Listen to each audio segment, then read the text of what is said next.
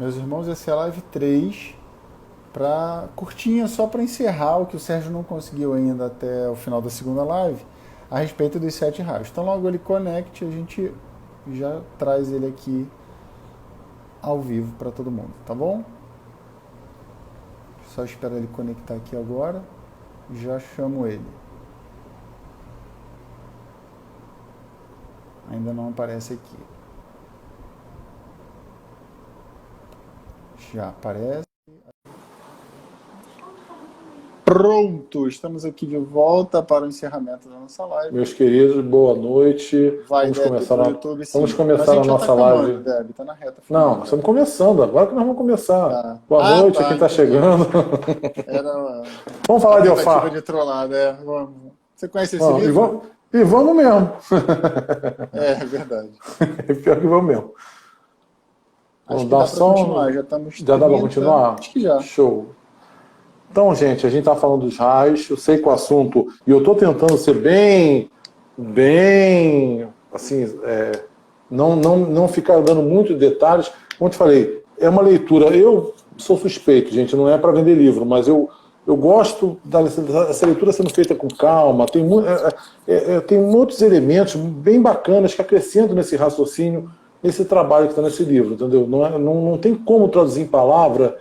Fica maçante ficar lendo tudo que foi escrito, mas é um estudo bem interessante para quem quer, é um estudo mais avançado. Esse livro, eu sempre digo, é um estudo mais avançado de Umbanda, e como aqui nessa live é um bate-papo, eu estou tentando não fazer teorizar muito, até pouco que eu estou fazendo, sim, eu acho que já é um pouco cansativo, sabe? Eu estou tentando fazer uma coisa mais leve possível, mas eu acho que é um pouco diferente a pegada de outras lives que nós já fizemos. Eu já tinha noção que deveria ser assim, porque é um estudo, e estudar não nem sempre, requer mais concentração, é mais cansativo, até quase 2 horas de estudo, até didaticamente não é o ideal, né? Mas, gente, obrigado por estarem aí, vai estar depois os vídeos disponíveis no canal do YouTube CCT Umbanda, tá bom? Nós estamos faltou o último raio a ser dito, que é o raio de Saturno. Como eu disse, eu não classifico o primeiro, o segundo, o quarto raio. O raio de Saturno, o raio que rege o dia de sábado. O raio de Saturno é um raio que nitidamente trabalha também com esse intercâmbio do plano espiritual com o plano material. Diferente do de Mercúrio, que tem muito mais a ver com a Terra indo para o ar, o raio de Saturno tem muito mais a ver com a descida do espírito ao plano da Terra. O ar, quando se fala o elemento ar tem a ver com o espírito, o sutil é a descida do sutil ao denso, e trazendo nesse denso o toque, a presença do espiritual no denso, ele vem para descondensar o denso. Ele vem para descondensar, para apurar, para sensibilizar o denso. O espírito vem, e aí é o que acontece com todos nós que buscamos um caminho espiritual. O contato da espiritualidade em nós nos faz diferente, nos toca diferente, nós nos tornamos pessoas diferentes. A matéria, que somos nós encarnados, se torna diferente. Ela é tocada por alguma coisa que vem além. Isso é muito da vibe do raio de Saturno. Ele vem fundir o espírito na matéria, vem fazer o espírito vencer na matéria. E aí vocês vão pensando em alguma coisa, em que orixás vocês conhecem que trabalham nessa vibração. Os espíritos que vêm vencer na matéria. Eles não vêm simplesmente para passeio, eles vêm transformar a matéria. Então, quando você fala em descondensar, e aí tem gente que simplifica a coisa. Fala em descondensar, pensa logo na carne soltando dos ossos. Pensa em descondensar, pensa em Saturno, pensa em Omulu, Baluaê, pensa na morte, pensa na carne se desfazendo para levar você para um mundo espiritual. Não é só isso. Não é só isso. Você pode vir por essa ótica. Deu o Senhor da morte, e as pessoas morrem de morte. Mas não é só isso. O descondensar é no nível psicológico, emocional. Nós falamos tanto isso aqui. É um dos princípios basilares da escola do seu mirim, a descondensação do ego. Então o copo cheio, você só se permite receber alguma coisa de nova se você jogar fora alguma coisa velha. Você precisa descondensar para se livrar de alguma coisa que não te serve mais. Você precisa morrer para alguma coisa para renascer para alguma outra coisa nova. Então, se você não... das lições que todos nós espiritualistas precisamos viver é morrer em vida. Morrer em vida, deixar algum paradigma, alguma coisa que não nos serve mais, que está apodrecida na gente, que está nos fazendo caminharmos carregando um fardo que não serve mais para nada e jogar fora. Quem cultiva plantas, por exemplo, sabe, uma roseira, um galho seco numa roseira que não tem futuro, tem que ser podado. Se você não podar aquele galho seco, você está tirando energia vital da planta principal, do vegetal. A poda num vegetal, ele não visa judiar, uma poda numa árvore, numa roseira, não visa judiar do vegetal. Ele está ali para tirar aquilo que não interessa mais, aquilo que não está em harmonia, aquilo que está limitando o despertar da vida e que vão vir dar flores, ser uma roseira e por aí vai. É renovação. Então, há um momento esse raio de Saturno trabalha esses ciclos. Há um momento de se desfazer para acontecer de novo. Então, morte não é uma coisa ruim. Esses ciclos de vida e morte são regidos por essa vibração do raio de Saturno. Vida e morte. Momento de deixar partir para adquirir algo novo. Em vida. E eu não estou falando apenas da vida humana. Estou falando de conceitos. Se você se engessa, se o seu menino fala tanto isso, se você compra um livro, você decora, você nunca mais quer ouvir mais nada na sua vida, você está se empobrecendo da oportunidade de crescer. Porque de repente outras coisas poderão vir e te trazer um olhar diferente sobre as coisas. Eu citei até o filme, lembra, Márcio? Daquele O Feitiço do Tempo. Esse raio de Saturno, Saturno tem muito a ver com o tempo. Cronos, né, é associado a Saturno na mitologia, o senhor do tempo.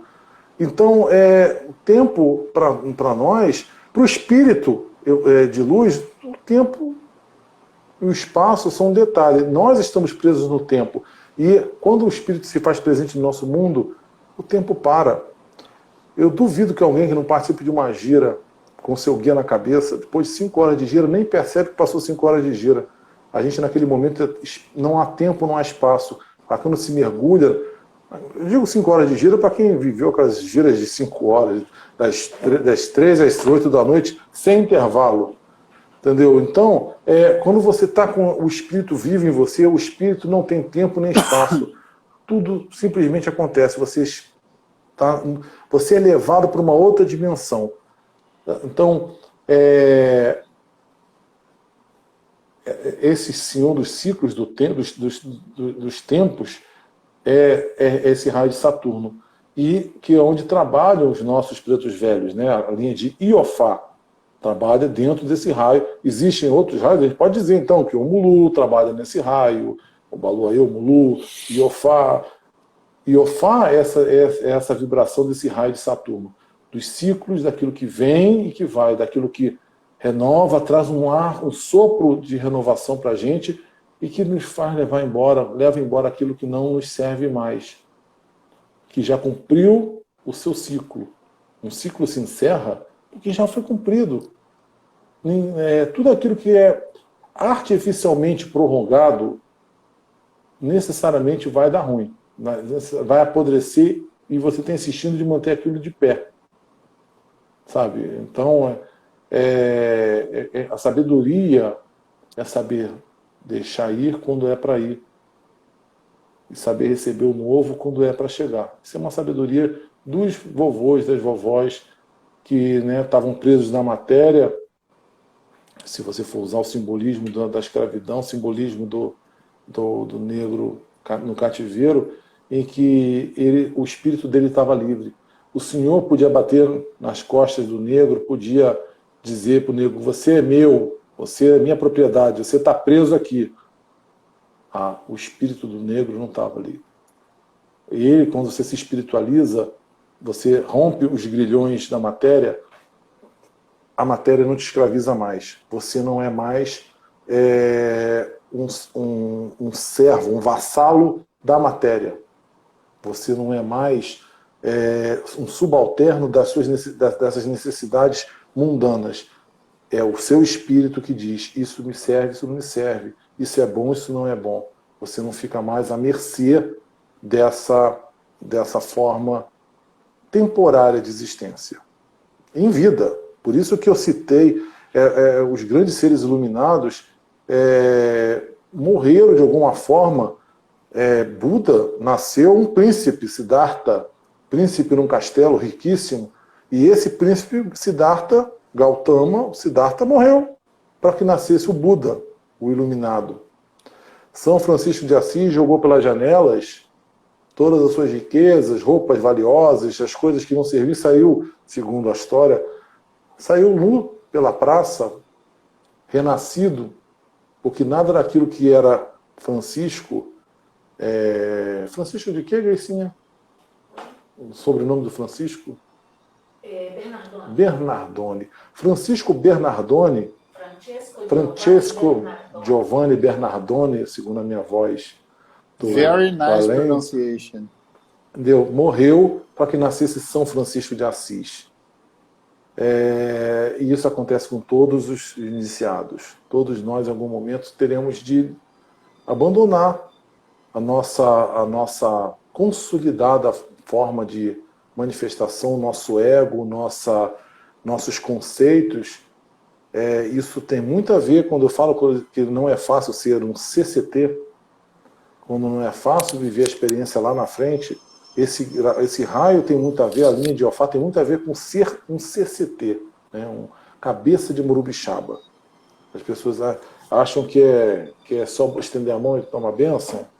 É uma experiência que muitos chegam cedo lá e viram um grande comandante, dando ordem, dando um monte de diretrizes, mas ele, na intimidade dele, não entendeu que estar lá está na última porta, à beira daquele portal. E se nós formos usar a árvore da vida que eu citei tanto aqui hoje, você está na beira do portal, você está olhando para o buraco negro na sua frente que te liga a um plano maior da espiritualidade.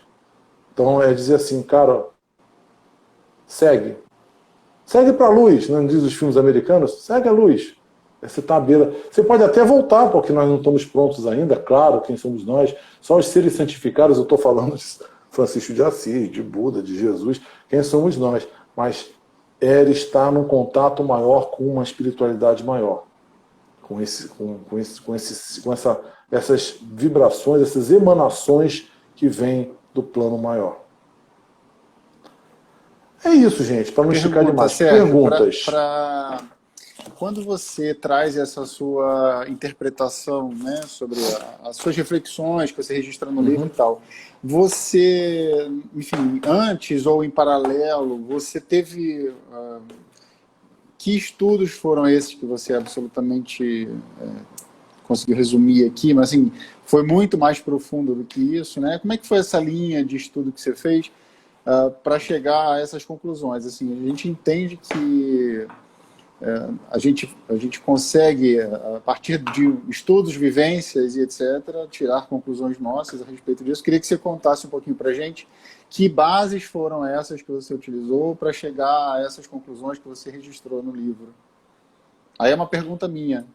Sim, sim. É uma pergunta objetiva para algo subjetivo. Então é um pouco difícil de dizer, porque assim, eu não tenho um diário de bordo para dizer para você assim em que momento isso aconteceu. O Serginho aqui, ele cresceu numa casa que a minha mãe gostava de literatura ocultista, como se diz, né? Eu tinha livros de Blavatsky nas prateleiras. A Doutrina Secreta eu devo ter lido com 15 anos de idade. Estava entrando na Tenda Mirim e estava lendo a Doutrina Secreta, Ani Besant, Doutrina Secreta,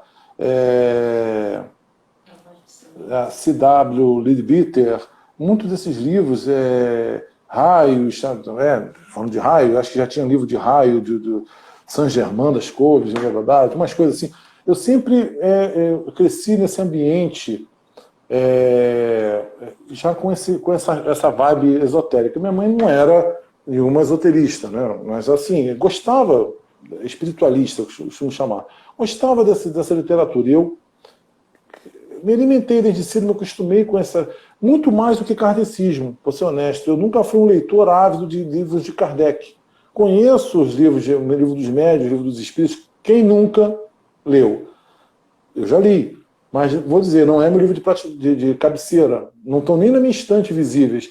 Li, tem algumas coisas interessantes, mas não é um livro recorrente na minha cultura pessoal. Uhum. Minha cultura pessoal tem uma ave mais espiritualista, mais orientalista, e eu acho que isso é que deve ter permitido em algum momento, quando o Serginho começou com 15 anos, aí o Serginho lá com seus 40 anos, 45 anos, chegou assim, cara, eu quero entender esse troço, entendeu? Tem as influências das experiências prévias, né, que você já tinha tido. Eu tinha um gosto por esse leitura de Rosa Cruz. Aí no decorrer da minha vida, eu comecei com 15 anos, depois eu mesmo fui comprando meus próprios livros, ganhando outros livros sobre cultura Rosa Cruz, sobre espiritualistas em geral. Eu sempre gostei muito, até hoje, eu gosto muito desse tipo de literatura. Filosofia, espiritualismo. Eu cresci com. Então, isso sempre paralelo à Umbanda. Engraçado que eu nunca me achei que eu fosse um bandista clássico. Eu acho que eu já comentei isso uma vez. Quando minha mãe e minha irmã entraram na tenda, eu fiquei na assistência, não vou entrar, não. Eu achei aquilo uma zoeira, aquele tambor, aquele monte de gente, charuto, fumaceira.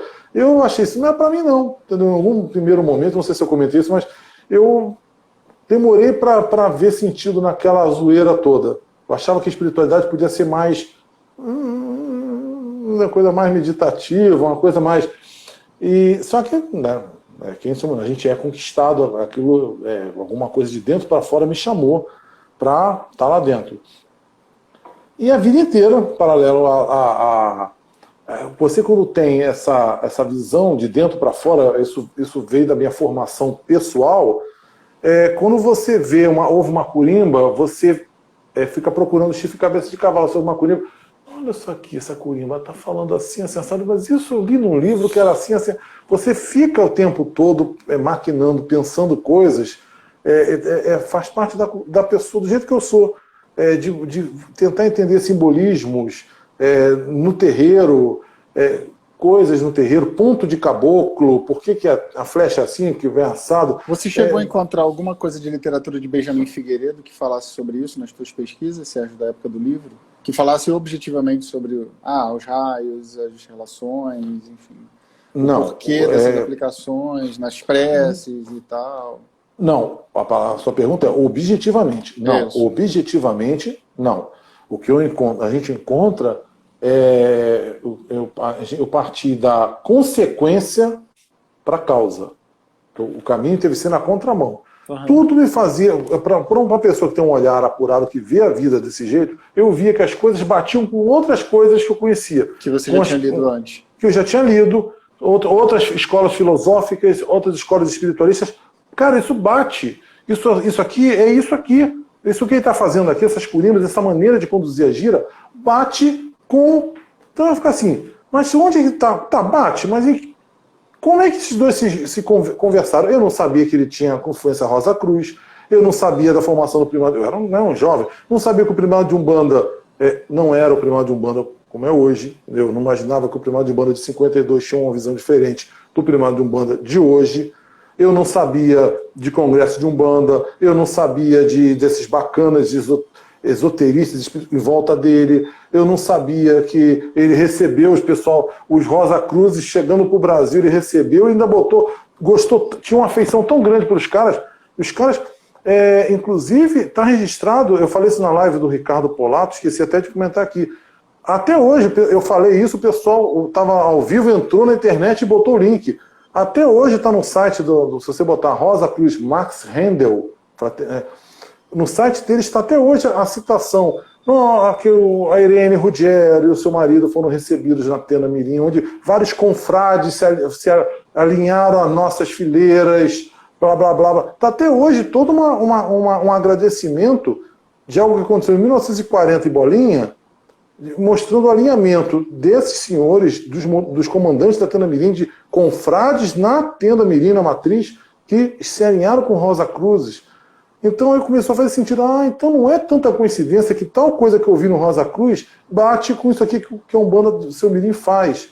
Você começa a ver que tem uma correlação, e tem uma correlação, aí tem um elo histórico.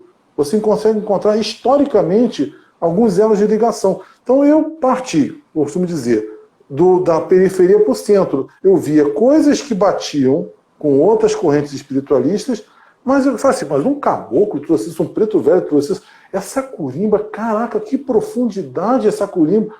Coisas que simbolicamente pareciam estar passando uma mensagem além do que, sabe, Oxum, acendei os candeeiros. Isso dá uma live, essa corimba dá uma live por si só. Ela é de uma profundidade, se você ler o capítulo sobre Vênus, o raio de Vênus, deste livrinho aqui, tá lá. Esoteristas do século passado falando da chama do candeeiro que Oxum acende, que Vênus acende. Quem fez a corimba era um esoterista ou foi uma entidade de luz que ditou? Eu não sei a história da corimba, mas para mim não está falando, quando eu ouço uma corimba, eu não ouço talvez do mesmo jeito que outra pessoa ouça. Eu não estou, sinceramente, não estou, gente, me valorizando aqui não, mas é da cultura da pessoa. Quando eu ouço essa corimba, eu ouvia claramente falando da fé. Dependendo do ponto de vista, você poderia estar se valorizando ou se desvalorizando, né? Então, na verdade, eu posso estar sendo pouco umbandista, viajando na maionese, mas aquilo era muito... Me dizia, me tocava de um jeito, às vezes, diferente, de repente, de uma outra pessoa. Vai de cada um. Então, a sua resposta, que eu posso fazer assim, muita coisa eu encontrei, e tudo que eu pude encontrar, eu citei, eu linkei, como se diz hoje em dia, eu linkei no livro. Fiz as referências que fiz as referências de exatamente. Outras coisas, por exemplo, da oração, no final do capítulo que eu falo um pouquinho de Cabala, no nosso livro, eu falo no final, gente, foi uma sacada, uma coisa que aconteceu comigo. Quando o seu Jaguari conversou comigo, eu quis mexer na oração, quando eu estava no meu início de Luz de Aruanda, eu achava um absurdo não falar de Yansan. Eu falava, mas fala de Oxum, não fala de Nanã, nem de Yansan. Aí eu peguei a oração e acrescentei lá uns 2 parágrafos na oração para falar, na nossa gira fala de Oxóssi, Ogum. Por que essas duas não falam nem de Nanã na oração, não falam nem de Nanã nem de Yansan? Acrescentei, por minha conta. Foi essa que você falou que o caboclo mandou você tirar, não foi? Foi. Começou a sessão, a Grace, nossa curimbeira, cantou, fez a oração. Quando o seu Jaguari chegou e falou, se você não sabe, eu te falo que eu tive participações, interferências pontuais muito sérias. O seu Jaguari incorporado falou, se você não sabe o porquê, respeite. Entendeu? Você um dia vai entender. Eu nem imaginava escrever livro, gente. Devia ser 2006, eu escrevi o livro em 2010. Entendeu? Mas ele falou, se você não sabe o porquê, respeite, você um dia vai entender o porquê.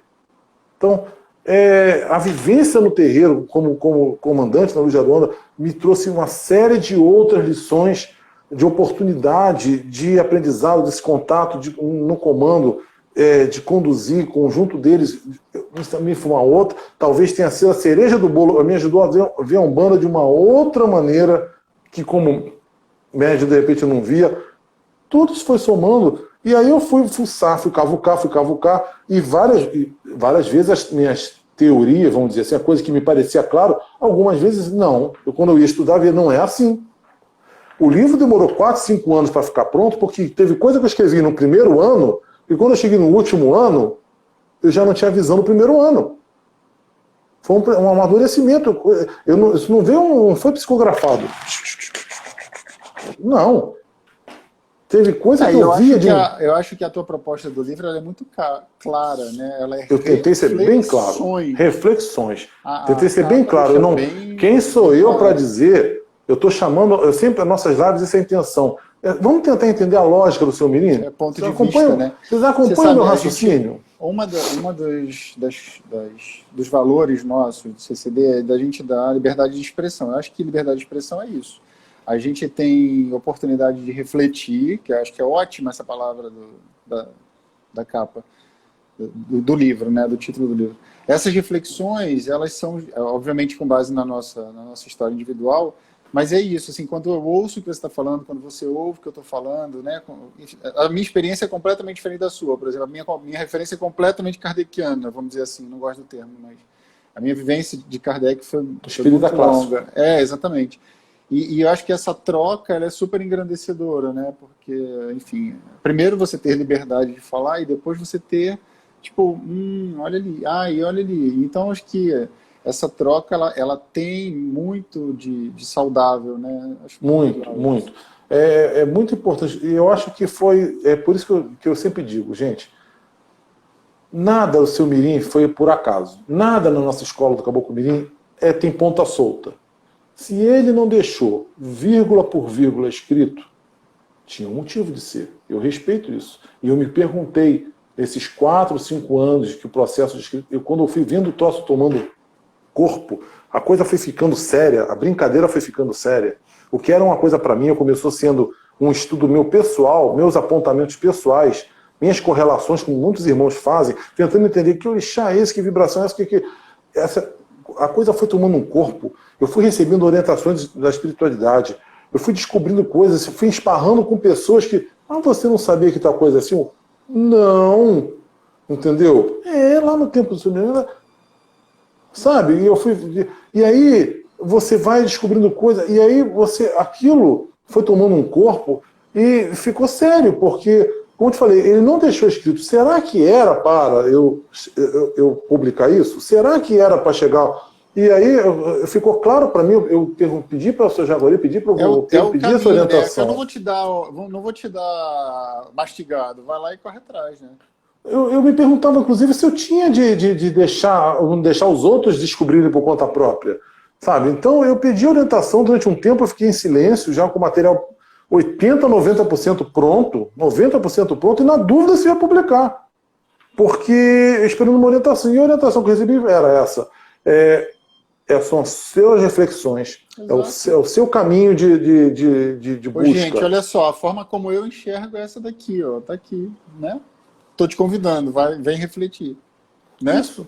Eu compartilhei com meus irmãos os meus estudos. Não, se for útil, legal. Entendeu? Ajuda cada um a ir adiante. Eu sempre tenho a esperança de irmãos que vão adiante. Ainda vão, de repente, nós vamos ter coisas ainda mais adiante, porque eu nunca imaginei que seria através de mim que ia ter algum material, alguma coisa ia surgir.